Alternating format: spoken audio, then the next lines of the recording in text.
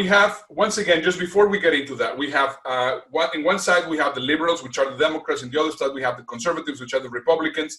And now this is where it becomes very confusing when it goes authoritarian and libertarian. So, I mean, people that want to get involved into that. So that is the spectrum that you have to use. Now, what are the 8 battlegrounds of the 8 categories? So if you want, we say 1 and 1, Dave. First, and I think is one of the ones that it takes a lot of power for some reason, which I do not understand, is abortion. Abortion is one of those that they take, it's one of those battlefields. What is the second one, Dave? Next one's affirmative action and making a choice on what happens with the social spectrum, making it so people can be balanced and people can work their way up, but the state makes it so it's legislated that everybody gets treated equally, and regardless, it's enforced by the law to be equal. Next battleground is going to be guns. This one, I mean, in some other countries, it will not be even part of the agenda, but here in the United States, it's an incredibly important one. Well, that's the case. I mean, guns, you've got the fact that some people say you should have gun control, and some people say you never know when it's going to turn into a war. You need as many guns as you possibly can have. Exactly. I'm from the UK where nobody's got guns. Even the police don't generally carry guns. And so the amount of shootings is, not many. Makes a big difference, trust me. Next up is crime, and whether or not the rights are there for the defendants, or whether the tougher thing. So, for instance, if you're liberal, then you're looking after the defendant's rights. Regardless of what's happened, there should be the ability to make somebody done, but also rehab. But also, all the money that goes into policing should be thrown into making a better world so the policing doesn't have to happen. Whereas if you're on the conservative side, you say make it tougher, make the laws tougher, get the police out there, and let them clamp down heavier on the law breakers. So those are the 2 different sides. What's next? So we covered now the social aspect, and now I think it's important that we go into the economic aspect. So into the economic aspect, the first battleground is going to be taxes, which right now I think is very interesting because we were reading in the New York Times that the sitting president suddenly got their tax returns out, and apparently they are nothing like what he says they are. Well, here's the thing, and it's really interesting to see, because what you have is you've got the liberals saying, yeah, you should tax the rich. You've got the conservatives saying basically whatever Trump does is great because he's changing the game and getting rid of all the rot. But then you've got the tax returns of Trump being made public, saying he's never paid any.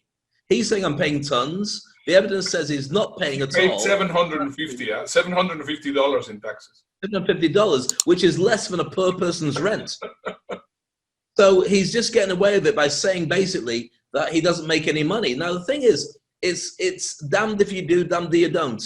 If he doesn't pay tax, he doesn't care about contributing to his part of society. And that will be the thing that the Democrats pick up on. So for instance, in 2012, Trump turned around and had to go to Obama for the fact that he only paid 20.5% of his earnings as tax. He said, what's all that? You can't talk it unless you actually do walk it as well. You should be paying a load more.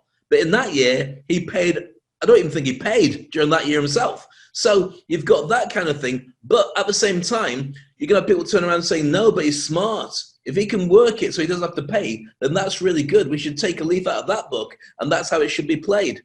Yeah. The challenge is he shouldn't be allowed to if he's the president of the United States of America. He is the one person that everybody watches. Because do you know what you can go to prison for? If you don't pay $1,000 in your tax bill, you can be incarcerated for that. Now, it's very likely that Trump's already existing bill, according to what New York Times is saying, is about $400 million. Now, if he loses his case when it comes to actually looking at the tax things and he gets fined on it, he'll get another 100. So that means he's going to have $500 million in debt. Yeah, he's got to pay. If you break it all down, then the money from The Apprentice helped him. The money from his properties was offset to make him take a loss. And I think what it came down to, which is incredibly interesting, is that he wanted to be able to offset his debts by running for president, but I don't think he intended to get president. He just wanted to boost his notoriety and get more people to buy into him as a figure. As soon as he's in president, he's in stuck. So everybody gets to see what really happened. And I don't think he really wanted that, because it makes no sense to run, to expose yourself, unless you're hoping you can do enough foreign deals to be able to pay off your debts. And then you've got the argument about he's using America as a customer base. Yeah. So that's the arguments. And again, we try and stay neutral. This is what I'm reading in the New York Times. That's their argument.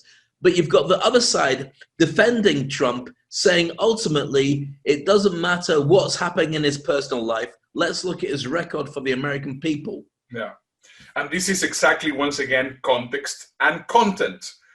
Once again, for us, that is what you need to figure out. I mean, if you see that he's not paying taxes, that he's not doing all these kinds of things, that's a fact. This is just something which is already there. How is it going to be interpreted by those people which are, the very conservative ones, all these kinds of things? And it's just insane what's going to be happening. And this is, of course, something for us to cover. But let's just don't get out of topic, and let's just go into the next category. Let's get out of topic, but no, let's finish. Well, the thing is, I mean, we are in taxes, but we want to talk about what's happening with the... We couldn't talk about taxes without talking about Trump's taxes. That's 100% true. But other battleground is about spending. What do you spend the money on when you get the taxes in? Do you spend it on social programs to make America a better place, or your country a better place, to balance it up, to put a safety net on the people, to educate them as well so that the rich are balanced up and anybody can make it to a higher level? That's what the liberals and Democrats would say. Or you say, no, don't spend it. Those people who have it should look after it, and everybody else should find their own way to the top. But you can spend on military because we've got to protect the country. Those are the two battlegrounds for spending.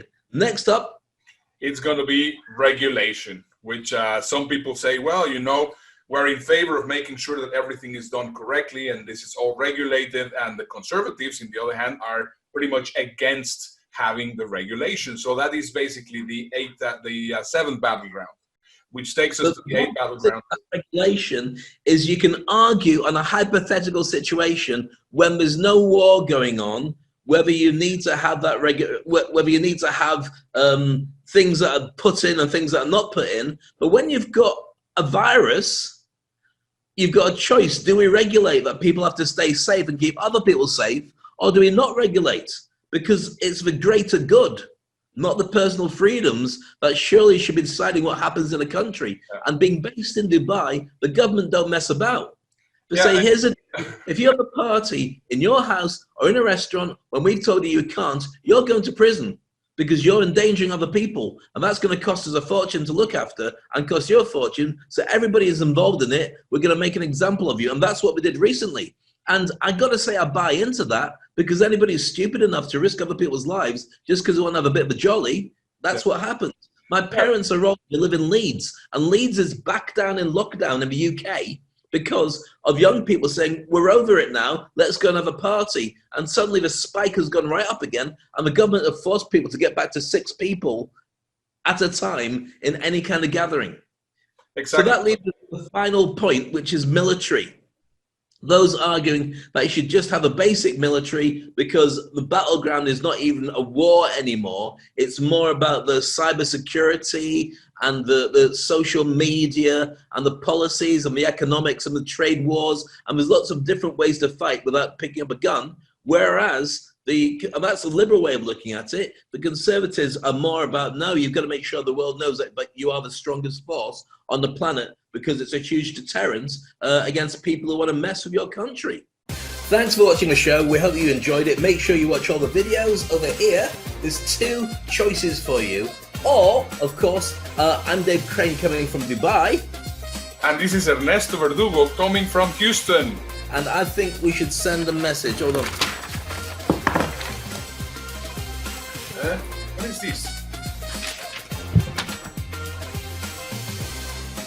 Subscribe.